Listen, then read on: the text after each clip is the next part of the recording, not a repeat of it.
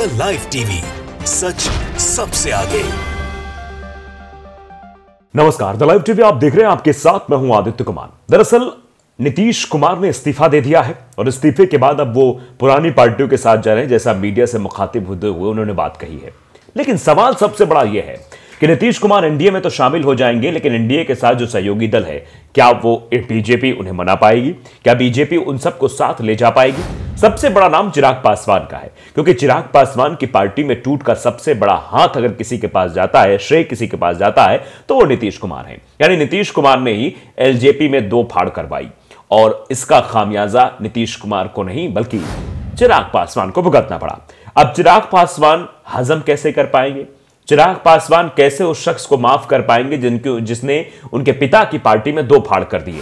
अब नीतीश कुमार को लेकर तो चिराग पासवान पहले से ही नाराज दिखाई दे रहे थे, लेकिन सवाल सबसे बड़ा यह है, क्या नीतीश कुमार के आने से जो बाकी सहयोगी दल हैं उनको बीजेपी तवज्जो दे पाएगी या नहीं दे पाएगी? क्योंकि चिराग पासवान की तरफ से कहा जा रहा है कि एडजस्ट बीजेपी को करना है, क्योंकि बीजेपी ही उन लोगों को लेकर आ रही है, यानी नीतीश को लेकर आ रही है, तो बीजेपी एडजस्ट करे। हम सीटों में किसी भी तरीके का एडजस्टमेंट नहीं चाहेंगे, जैसा 2019 के लोकसभा चुनाव के दरमियान हुआ था कि 17 सीटों पर भारतीय जनता पार्टी और नीतीश कुमार, बाकी 6 सीटों पर जो है एलजेपी ने चुनाव लड़ा था। वैसा ही सब कुछ सिस्टम से चलेगा, इसमें कोई भी परिवर्तन नहीं होगा। अगर एडजस्टमेंट करना है तो वो भारतीय जनता पार्टी करेगी, और यही कहना है हम के चीफ जीतन राम मांझी का। जीतन राम मांझी भी कह रहे हैं कि हम भी किसी तरीके का एडजस्टमेंट नहीं करेंगे। 4 विधायक उनके पास है और 4 विधायकों को लेकर वो उनके पास क्योंकि फोन भी आ चुका है, लालू यादव का भी फोन आ चुका है। लालू यादव ने उनके बेटे संतोष मांझी को डिप्टी सीएम बनने का ऑफर भी दिया,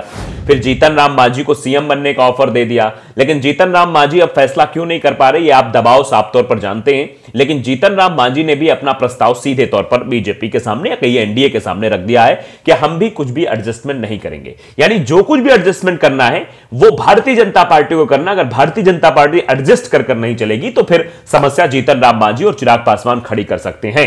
अब चलिए इस पर भी जरा बातचीत कर लेते हैं। नीतीश की वापसी हुई, लेकिन चिराग मांझी ने शर्त रख दी है। वो शर्त बीजेपी की और एनडीए की दोनों की मुसीबत खड़ी करेंगी। एलजेपी का सीटों पर समझौते से इंकार, हमने मांगे 2 मंत्री पद।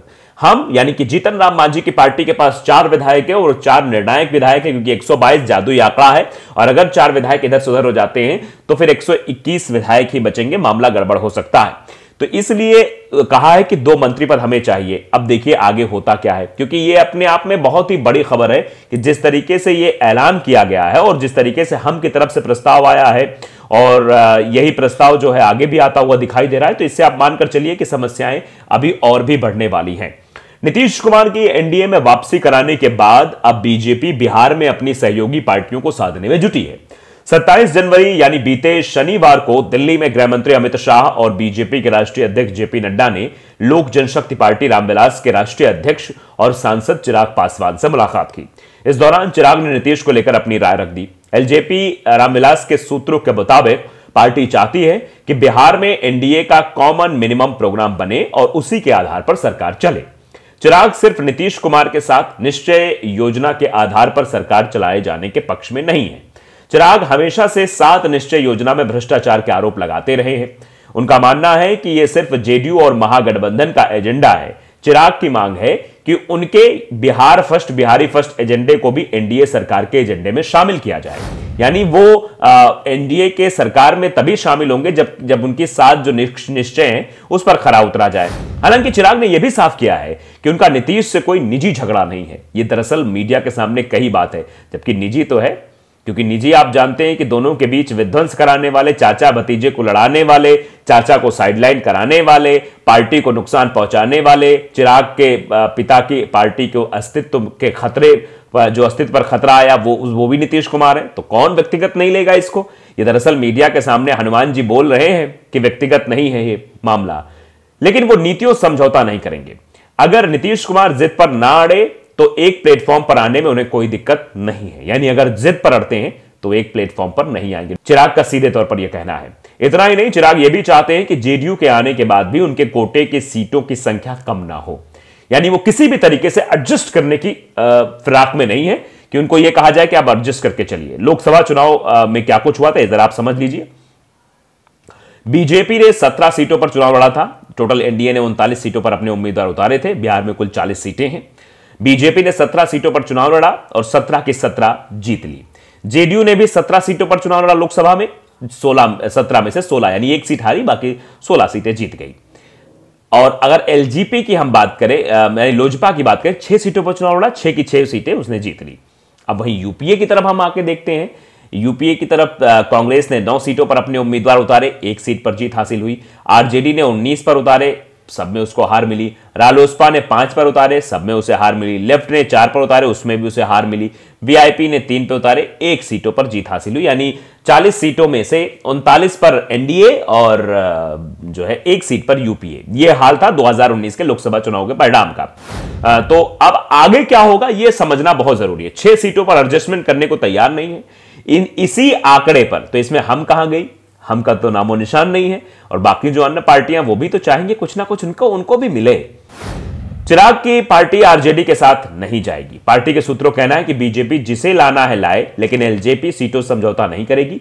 सीटों पर बात नहीं बनी तो पार्टी फिर 2020 विधानसभा चुनाव की तरफ बीजेपी के साथ और जेडीयू के खिलाफ चुनाव लड़ेगी। पार्टी जेडीयू कोटे की 17 और अपने कोटे की 6 सीट मिलाकर 23 सीटों पर चुनाव लड़ेगी। यानी यह समस्या तो फिर बीजेपी के सामने खड़ी हो जाएगी, क्योंकि बीजेपी को भी यह पता है कि लोकसभा चुनाव में एलजेपी कितनी जरूरी है। हालांकि पार्टी सूत्रों ने आरजेडी के साथ जाने की किसी भी तरह की संभावना को नकारते हुए कहा कि वे पीएम मोदी का साथ किसी भी कीमत पर नहीं छोड़ेंगे, यानी पीएम मोदी के हनुमान वो बने रहेंगे। 2019 के लोकसभा चुनाव में जेडीयू और एलजेपी दोनों एनडीए का हिस्सा थे। तब बीजेपी और जेडीयू ने कुल 40 में से 17 और एलजेपी ने 6 सीटों पर चुनाव लड़ा था। तीनों ने मिलकर 39 सीटें जीती थी। 1 सीट कांग्रेस को मिली थी। एलजेपी की 2 टूक भी सामने आई है। चिराग नहीं, बीजेपी कंप्रोमाइज करे, यानी सीधे तौर पर कह दिया है कि भैया किसी भी तरीके से वो एडजस्टमेंट करने की फिराक में नहीं है। एडजस्टमेंट करना है तो बीजेपी करे। चिराग का मानना है वो बहुत धोखा खा चुके हैं, अब नहीं खाएंगे। बीजेपी बड़ी पार्टी, इसलिए वो सीटों को एडजस्ट कर सकती है, लेकिन अगर वो एलजेपी की सीटों से कंप्रोमाइज करेगी तो हमारे पास कोई स्पेस नहीं है। इसलिए अगर नीतीश कुमार आ रहे हैं तो बीजेपी कंप्रोमाइज करे, ना कि चिराग पासवान।